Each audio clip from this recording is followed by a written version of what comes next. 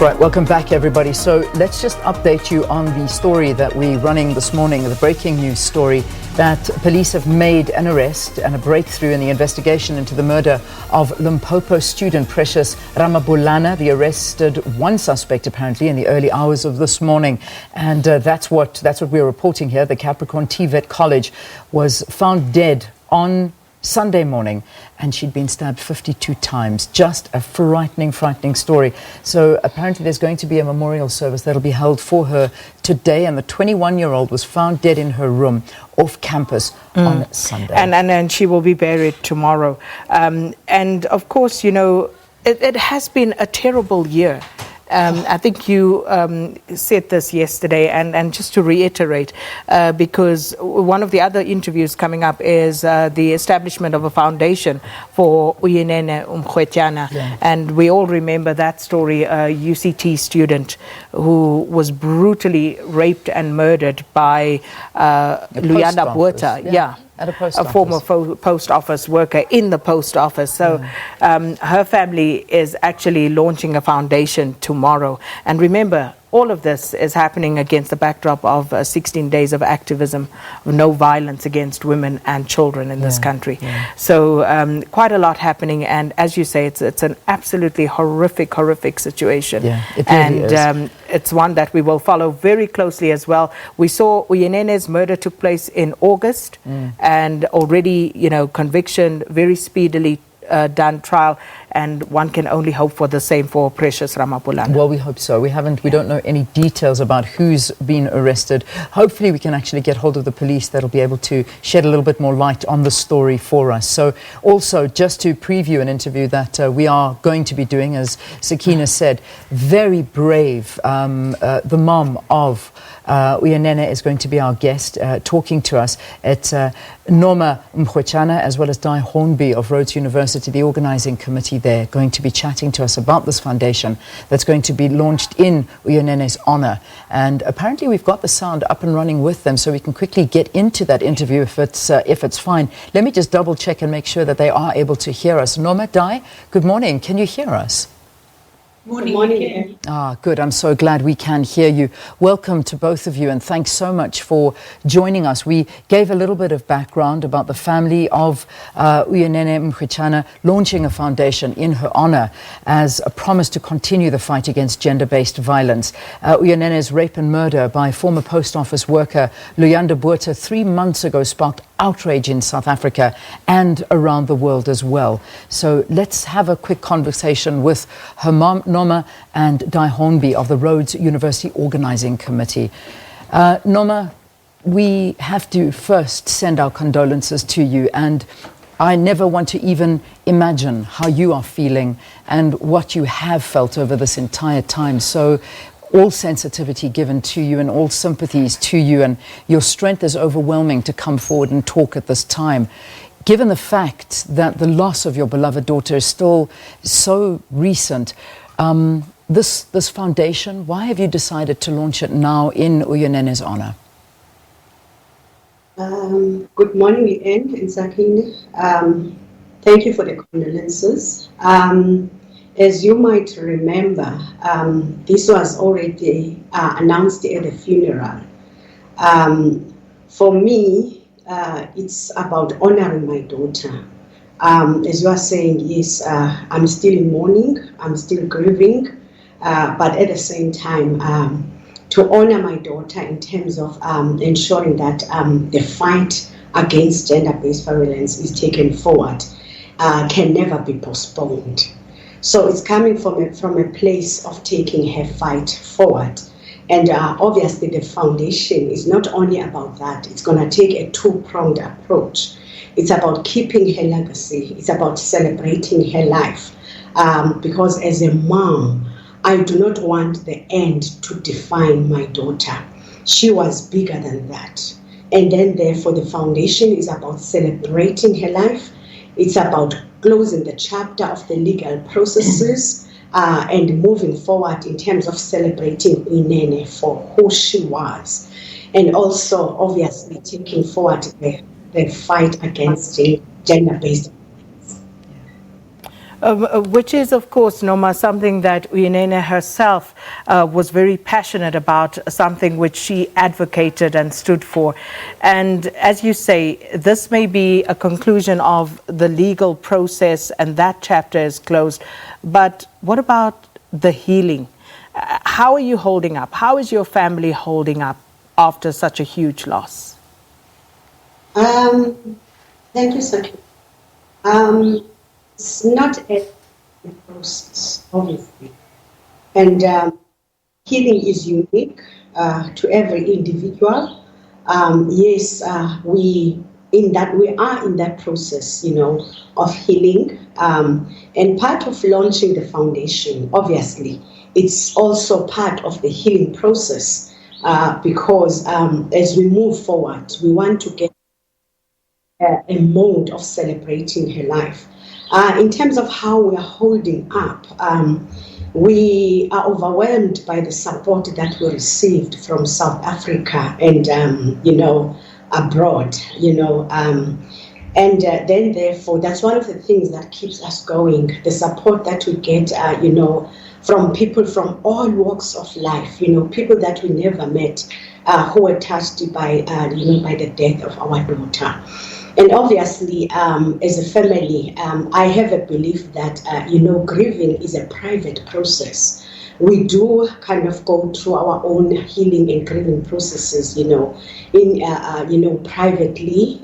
There are systems in place. We have our days, obviously, and we are taking it one day at a time. Obviously, I believe that as a mother, this is something that will never go away. Yes, the pain might, with time, might subside a bit, but I think Uyinene will always be part of our lives for, up to eternity. Absolutely, that the pain never goes away. It changes, but it never goes away, and I can tell you from experience. Dai, as Rhodes University, you have, as an institution, been so gracious and so instrumental in helping the Mrwetyana family along. So, and this from before she was even buried. So just explain to us the role that Rhodes University is playing in all of this. Thank you, Sakina. The Mrwetyana's loss of Uyinene was our loss. And I can't tell you how it affected the staff at Rhodes and how it affected the staff and the pupils at Kingswood, her old school, and I'm sure UCT and others. So it was a collective pain, and the processing has been a necessary part for all of us. And for the Mrwetyana family, as Noma says, they now want to move from that place of pain to begin to celebrate this extraordinary young girl. She was many things to many people, and she was incredibly gifted. And she, in all of that pain, she leaves us with such a powerful message of, this is the society we live in. And those were the actions she took as a young girl at school. She stood against gender-based violence. She had such a strong voice in those early years. And so it's the fight that we all have to take up. It's not only the Mrwetyana's fight, it's all of ours. And we all need to roll up our sleeves as individuals across races, across genders, to stand for all women that have suffered any sort of forms of violence. So it's a time for us to really put our arms around the Mrwetyana family and to think about the kind of society we want to be a part of and we want to leave for our children. And for all of us to roll up our sleeves and recognize the pain that has been felt and to use that to energize us as we can build something really, really special in this country. It's so possible if we work collectively. Noma, just if we can also ask you in terms of, I imagine that the foundation is going to be named after your daughter, and just, I know you touched on it briefly as to what you're hoping the foundation is actually going to do, but I mean, we already are announcing and talking to the fact that another female student, Precious Ramabulane, was brutally murdered over the weekend. That's another family that is going to be facing a loss and facing a Christmas without their daughter, whose life was so savagely taken. The foundation, what will you be doing and helping with these kinds of situations and families that are going through what you're going through? Thank you, Leanne. The foundation, the focus, as I said earlier on, will be, to ensure that we join, we collaborate, we partner with organizations that have already been in this space, of the fight against gender-based violence. And then, therefore, we will collaborate with such organizations, obviously. And when I was sitting down, my condolences to the latest students, a death family. I would imagine what they are going through, and it is for that reason that we thought that the launch of the foundation is important, is to ensure that the vision of the foundation is to ensure that we work towards a South Africa that is free of gender-based violence.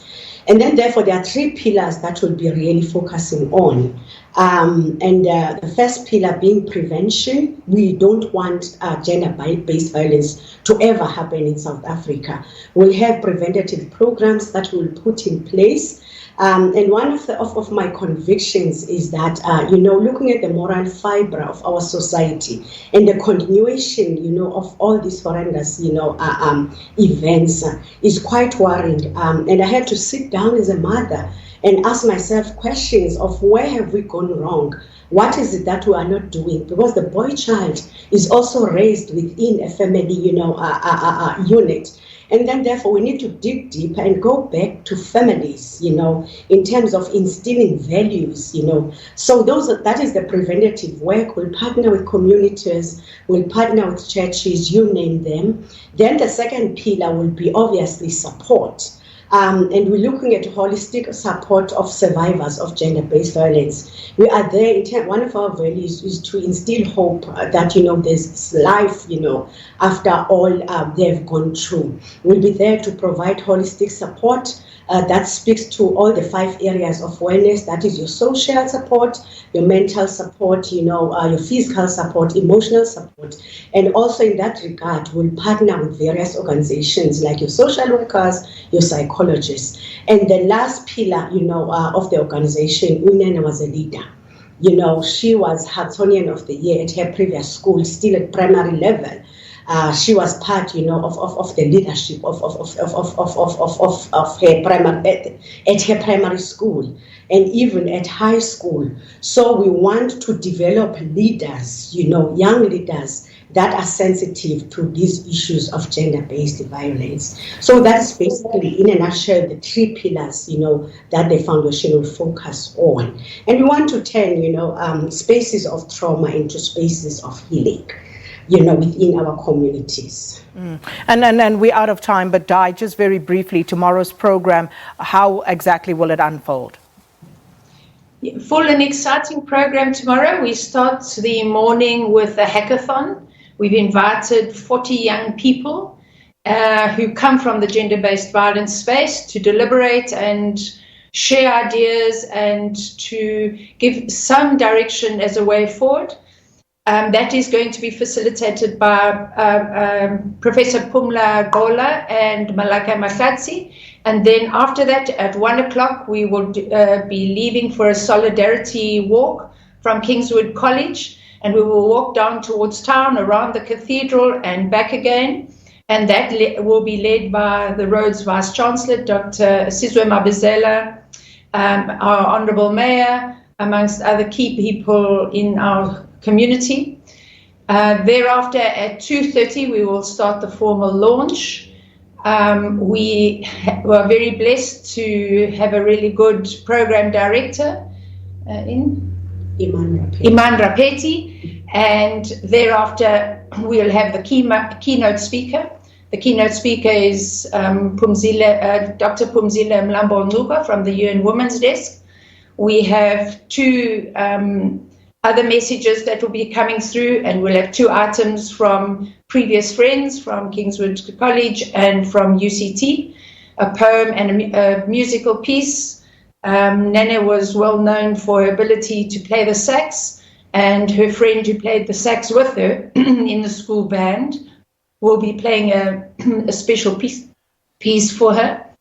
And then we will have, Noma will be speaking to the foundation and its vision, and then we will launch the foundation, and our communications director, Luzuko Jacobs, will do that for us, and that will take care of the proceedings. Well, thank you so much to Uyinene's mother, Noma Mrwetyana, and Di Hornby from Rhodes University, talking to us about the foundation being set up for slain UCT student Uyinene Mrwetyana. And we continue with the news, and these are some of the other news stories.